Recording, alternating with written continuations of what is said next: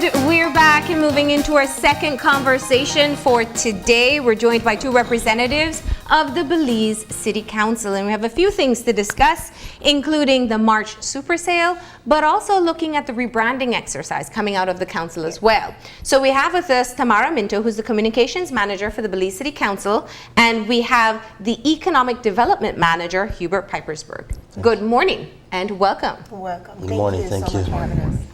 All right, so it's not very often we get to have the behind the scenes persons from the council to come in and share the details of what's happening. So there've been some big developments with the Belize City Council of recent, and let's start off with the rebranding exercise and what's taking place there. Well, the rebranding took place last week.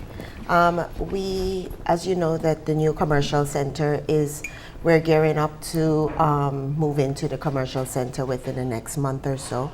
And we decided that, the council needed to be recognized as a brand. And with that, all the brands, all the buildings, everything associated with the council should be uniform and have one voice, one vision. Yeah. So that's where the mayor decided, we decided that we needed to be uniform all around with the brand. And in developing a brand, there's a lot of thought that goes into what your overall vision, mission, and objective is. What would you say are some of the priority areas or the image that the Belize City Council, current Belize City Council, wants to represent? That we're universal, we are for the people, that we are a council for everyone. So I think that's basically the vision and the message that we wanted to put forth. Hence the universal color of the buildings and everything. Yeah. So the previous council had branding, and the branding wasn't bad. It was pretty good. Why, in terms of the images, because when I think of branding, one of the primary things I think about is probably like the Nike sign. So every time you see it, you realize, okay, that's Nike, and you think of the quality that goes in when the name goes on. In terms of the signage, just the simplest signage, not talking about the policies or the slogans, the image of, for example, if you look at the United States, each of their counties have an emblem or a logo, depending on whether it's Republican or Democrat. It's just one logo. In terms of that, what was the thinking in terms of, will those things change? And if not, if they are, what was the thinking behind making that change? Well, I'm going to say, I'm not sure whether the last council had a brand. If you notice, yes, they had a logo. Yeah. Yes, they did. Logo and a brand is two different. Whether they had a brand is a different. What we are creating is a brand. We did change our logo simply because our vision also changed. And with each council, the mission remains the same, but the vision that the council puts forth changes. So I think that the logo needed to match and represent the brand. This is actually our branding logo. It's not our council logo. Our council logo actually has people intertwined with each other, and it's meaning that we're always about the people. It's about the people. What's the difference between a logo and a brand? Help me.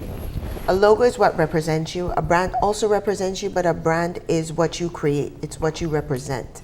You can see a brand just like you notice Nike. You don't necessarily have to put Nike, the word Nike. Yeah. You see the check, that's branding. Yeah. It also represents a culture. Exactly. And we don't need to put Belize City Council, but if we created a brand, as far as colors, schematic colors, different things that we use, it creates a brand for the Belize City Council. And it can be recognized regardless of whether you put the word Belize City Council, and that's what we're trying to create. We're trying to create that vision in people's minds that once they see something, they automatically think of the Belize City Council. Yeah. I also want to add to, in terms of branding, if you speak just particularly as a policy, we're talking about, let's say, for example, you want to develop like a particular policy. Let's say your vision is to maybe infrastructure development. That's very important, yes, but we also want to engage people-centered people-centered policy where people can, you can try to affect the quality of life. That's one of the reasons why, we try to make our brand say like it represents us. That's with our manifesto, engagement of the people. So I think that's the big message there that we are trying to see how we can incorporate, the people within what our vision about the people is, and also how we can make it where our policies are people-centered. Yeah. Now, clearly, for residents of Belize City, I think the main question would be how much time and effort is going into a rebranding exercise versus essentially just doing the work that people want to see the council do? Well, a rebranding exercise or even a branding exercise is constant. It's a continuous effort that you have to put forth. It's also a conscious effort because everything that you put forth has to fit within that brand that you're trying to create. So it takes a lot of effort, it takes a lot of thought, and it's not just putting something out there. It's saying, does this fit within our brand image that we're trying to create? So how would you simplify what this new brand represents for the council and for people who live in the city? To simplify it, it's always about the people. Yeah.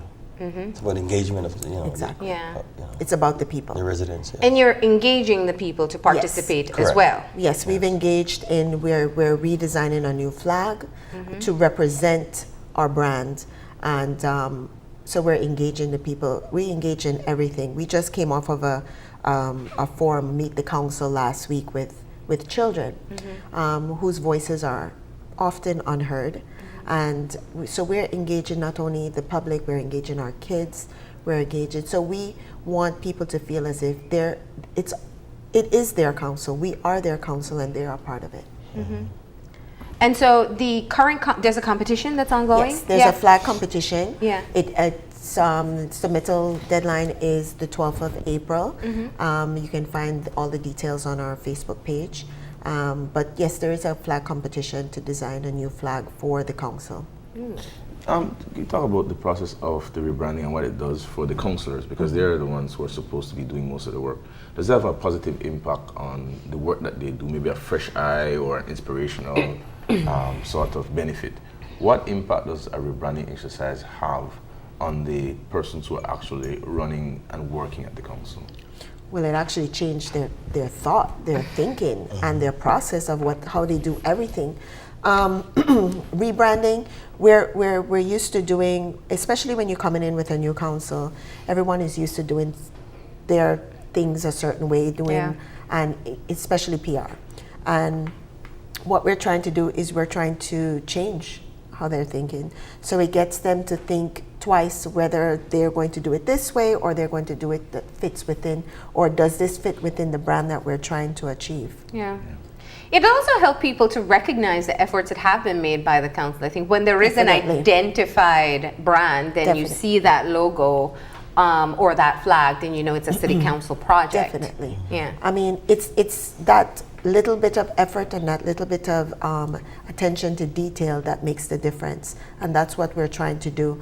We're not trying to just put everything out there. We're trying to collectively and concisely put what needs to be out there and fit within the brand. And also too, it goes in keeping with the manifesto that they had, engage and educate, enforce. So it's trying to live within whatever the parameters of what they campaign on and what they promise to the residents of the city. So I think it's very important that we're not trying to manufacture anything as make it up as you go along. This is all part and parcel of what they campaign on in their manifesto. Yeah.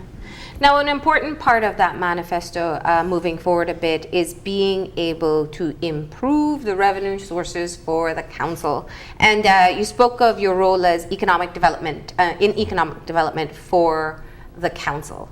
What are the strategies that are in place to help the sustainability of the Belize City Council, which is notorious for its periodic cash trap throughout the year?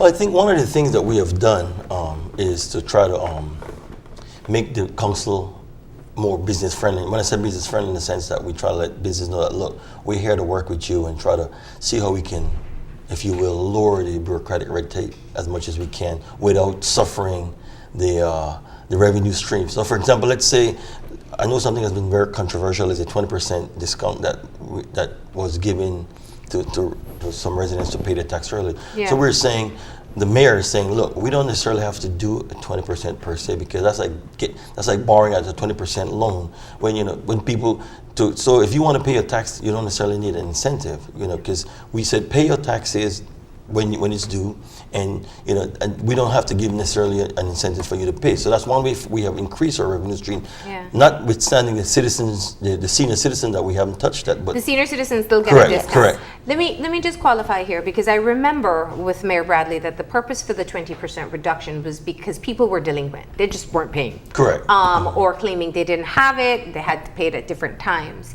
Have you seen people responding and paying their taxes when they're supposed to at full cost? Yes, we have seen, I think we have gone up, like, say, from like about 60% to almost like 75 to 80%, revenue stream. So that's positive. One second. And Marlene, if you think about it, who was actually benefiting from the 20%? It is the upper class. So was that program benefiting the people, the mass of the people? Well, I think it's a two-way benefit, and I think there shouldn't be a discrimination between upper class Belizeans and lower class Belizeans. We should want everybody to be upper class. Yes. And so But we have to look at- there's no penalty for somebody working hard and even getting there. But No. my question was in terms of a messaging disconnect. Because if you're all about the people, then the issue of benefiting from early payment is something that, if you rationalize it from the standpoint that it's borrowing at a 20% rate, then it's a banking thinking as opposed to a people thinking, because the average person is thinking, I'm getting a 20% discount. They're not thinking, you know what, I'm borrowing at 20%. Well, they're thinking that this is something that benefits me. So in order to make it consistent, and there's another thing. Sometimes a bird in the hand is worth two in the bush. So there's a benefit to the council as well from getting that payment. So even though if you tell me, listen, we have people in the States who do it. I have a lump sum, I have a payment from an insurance company, and they're going to pay me $1 million, but they're going to pay me $50,000 every month for the next how many years. But I might have need for the money now. I might want to buy a house or something. So there are companies who actually buy the debt from you, give you less, and then you have the benefit of the money here. So you get a benefit as well for having the money up front. You're able to meet certain bills. So that's a benefit that council gets as well.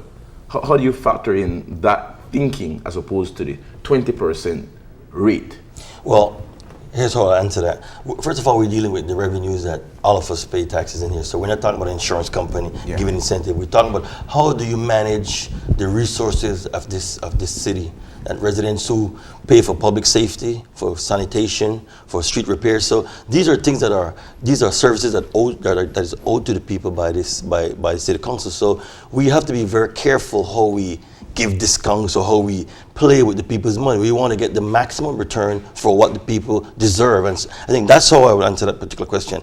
I'm not so sure that the comparison with insurance company is appropriate in this particular case. And I think it was what I asked you earlier in terms of, do you now have substantiated proof that without the 20% discount, people are paying up on their taxes? Because removing the discount and people don't pay means that it was ineffective. But removing the discount and people are paying means... Well, yeah, like I told you, our tax regime revenue has gone up significantly from like around 60% to almost 75 to 80%. So so the discount, notwithstanding, I'm not suggesting that we ought not to look at how we can encourage people to pay the taxes, but we're talking about the taxes that's needed for services owed to the people that we have to perform for the residents. So we have to be careful how we go about, It is brandishing that kind of thing. It is circular though, because if you're saying it's the people's money, then the people are really giving a discount to themselves. True, but I mean, at the same time, I'm saying that you can't be double speaking. It cannot be that you're saying it's about the people, and then a person can't say I'm going to give a discount to myself. Because I don't understand a lot of economics, but one thing I know is that more money available means more money is spent. And that's why you have other events like your March, like your end of month sale. Because if I pay less money in taxes, a very rudimentarily analysis of economics would say, I have more money to spend at your end of month thing. I don't want to get into the details of it, but more so to get the question out as to, is it that this council is benefiting from a culture shift that the last council did? The last council went through the criticism and the backlash of doing something which I don't agree with, which was to block you from getting services from the council had you not paid your property taxes. And so that had a shock to the culture in Belize. It changed a lot of the way a lot of people looked at whether or not they had to pay that tax. It's like going to KHMA and say, you won't get services unless you pay. And so for the tenure that they were in and had that policy out, there was somewhat of a shift. My question is some of it not so much that you have changed what you've changed to the better or for the worse, but so much so that you're gathering the returns from the work of the previous council? Well, I can't speak to them, to my predecessors, because I mean it's inappropriate to try. I mean that they have their regime and they did what they're supposed to do. I think our focus is to see how we can maximize the benefits to the residents of this city. And I think we believe that the 20% doesn't fit into us maximizing the benefits to the residents. So bear in mind that, look, we are here as a council because we want to make sure that we give back services to the people.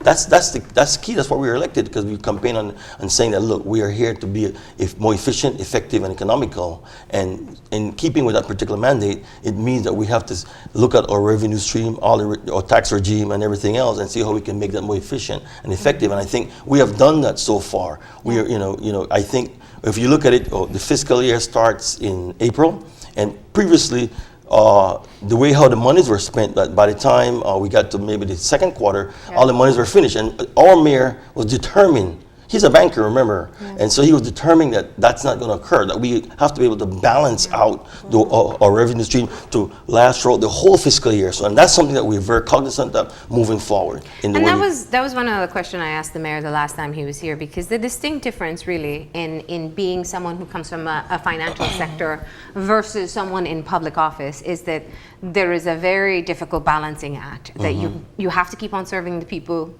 as we've seen in the past, whether or not you have the cash flow. And so that's kind of what I wanted to ask in your focus on economic development. You have to have enough revenue to be able to execute the work of the council and to have it in a visible manner as well, because if people don't see the work, they don't know work is happening. So how do you as a part of the team that is working to build the revenues, how do you balance the work that has to be done as a public office?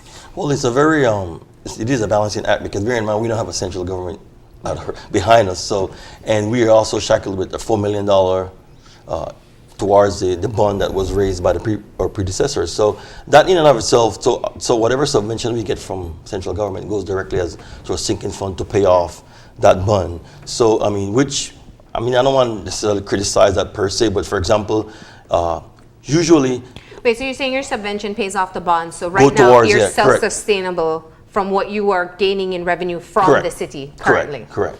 Yes. So you do get some support from central government? Well, yeah, we get, by law, all the municipalities get subvention. But our did not have no, we don't have the kind of, we don't have a central government behind us that say. We don't have that empty purse. Correct, you know what I mean, where we can say to lean on, per se. But the point I'm making is that, look, we have to, our subvention goes towards, paying the bond that was raised, for the cement streets, etc., which is infrastructure development. I don't have any criticism against that. But the point I'm making is that we still have to be able to be very fiscally responsible, because we don't have that kind of monies at our disposal. That's one of the main reasons why, hence the 20% is not something that we, And also creating relationships with businesses, like we said. Being business friendly, we have to be creative in the initiatives that we do and the business relationships that we create. Simply because that is what's going to assist us with sustaining the operationals, the runs of the city council. That's really my next question. So, essentially, one of the critical relationships for the city council is the business relationship. Definitely. And especially as the commercial capital of the country. what have you, I mean, what type of relationships have you built? What have been some of the things that you've put in place to help to make the business community feel comfortable working along with you? And I think the super sale is a perfect example Yeah. of the business relationships that we've created, revitalizing the downtown area, bringing a different experience, a different shopping experience to the downtown area, and revitalizing that entire downtown has been effective, and we've seen that in the past 4 or 5 downtown super sales. Yeah. That relationship we've created has been strengthened over the last few months since we've started. The businesses has seen a tremendous increase in sales, increase in traffic. Have they all bought in now? Because I know that you were starting to differentiate with your blue dot. So We still have the blue dot. Not Yeah. everyone has bought in. Yeah. However, the city has bought in as opposed to the downtown area. So the city has bought in where we have also brought in other businesses that are not competing with the downtown super sale, but with the downtown businesses, but they're also adding a feature. And we with this super sale this March, we brought in new elements. We are bringing in a kid-friendly zone, games to engage the children. We've also brought in different stores that the consumers can experience that are not in the downtown area. Yeah. And it's just a day of fun-filled entertainment, food, shopping. It's really engaging. Not only that too, I think also because that's a commercial center for a city. Any city needs to have a vibrancy within what they call the downtown area. You go to any major city, you'll see that they put a lot of emphasis in trying to make their downtown more vigorous. So I think that's what we're trying to do. We're trying to bring back, if you will, for lack of a better word, that kind of vitality and the kind of rigor that that we growing up that I used to see in downtown Belize City. And it's not easy. I mean, because we have seen a lot of economic flight. Yeah. People have gone up, Over across the border. So not only with the residents but also with the businesses who Outside have left. city limits, where it's cheaper. So those are the kind of things that we want to see how could, and you work downtown so you can appreciate what we're trying to do, because Belize City has so much to offer, but I think the narrative has to be that we gotta fight for our city. And if we don't fight for it, I don't think it's gonna be. There has to be something here that's working, because you keep it. I mean, it keeps on going, and you have the stores on board. Last time we were joined, I think, by Brody's, and I can't remember the other company, who spoke of why Hophius, why they've decided to stay on board with the super sale. What type of numbers are you seeing? What's your data saying in the influx of people who are coming in for the super sale? Well, from our first super sale, we had about, I would say, close to 4,000 to 5,000 consumers in traffic downtown, and we pretty much doubled in the last super sale we had. We had close to 10. It has grown to the point where we are now extended it to Orange Street. Nice. So Orange Street from the canal to Albert Street will be closed, and we will also extend this street fest down Orange Street as well. And it has also extended to Dean Street by Wesley Church. I think one of the things that's important to answer your question is that we have been using empirical analysis. We've been taking data. Every super sale we have people collecting. We have surveys out there, not only for the residents who show up or the shoppers who show up, but also for the businesses. So there's irrefutable evidence that it does work, not only economically but also socially. So that cannot be disputed because we have the data to back that up. Are you keeping the businesses on task too, that they're giving the Correct. required discount? We have. That's part of it. I think we have I don't want to numerous go down meetings. 10%. I get that every weekend. We Yeah. have the criteria for being in the super sale has to be that you have to offer the minimum of 20%. So it's between 20 to 50% on any items. And we have our consumers, they go hunting prior to the super sale, and they find their items, and they make sure that it's on a discount on the super sale day. One of the long-term, I guess, I would assume that one of the long-term benefits of this, or results of this, would be the popping up of new businesses. Definitely. Because when there's activity, they will come. have we seen any new businesses pop up or any plans Well, at this point, we've had a lot of in the downtown area? in the downtown area. We've had vendors that were on the verge of closing, and we knew that we had to do something in the downtown area in order to sustain those businesses and to encourage them to maintain. With the super sale, it's a one day of the month. However, it has generated more traffic downtown, which is encouraging them to maintain and to stay on. So they have seen that influx in an increase in their sales, even if it's for that one day and throughout a little leading up to that day. And we anticipate with the open of the commercial center, even more traffic to the downtown area. And that's another question I have in terms of where will we park? I was trying to figure out, walking across the bridge, to figure out beautiful building, nicely done. Yeah. Well, where What's do we the park? parking space? Well, we have behind the courthouse, we have Romax, we also have across the street. Which are already So there is, pretty strained already. Yeah. I work out there, I can tell you. Yeah, it's a parking situation. I work is there gonna too, be- Yeah. it's gonna be- There's always been discussion yeah. about an investment in a Correct, parking yeah. facility. Yes. Some kind of structure or something yeah. that's that is a something- thought on Yeah. But I just want to say on the quickly that table. in terms of the super sale as well, see, this was geared primarily for the downtown to revitalize downtown, right? Businesses, and now everybody wants people like Citywide wants to come Everybody and wants to join be a on. part of it because they see the success of the traffic that they're getting. So it's just we're very happy with what we've done so far. Well, we're out of time, so all we get to tell people at this point are quick deadlines. First of all, If you haven't been to the super sale, you need to come out and experience all right. it. And it's this Saturday? This Saturday Correct. from 10 a.m. to 4 p.m. Okay. And the deadline for the competition that you spoke of, the logo for the flag? April 12th. April 12th. All right. And all this information is available on your On your Facebook. Facebook and social media pages. All right. Thank you very much for coming in. Thanks for having us, Marlene and All Kenny. right. Thank you very We're much. going to go ahead and take a break. When we come back, we'll be joined by neurologist Dr. Joel Cervantes to talk about your brain on happy. Stay tuned.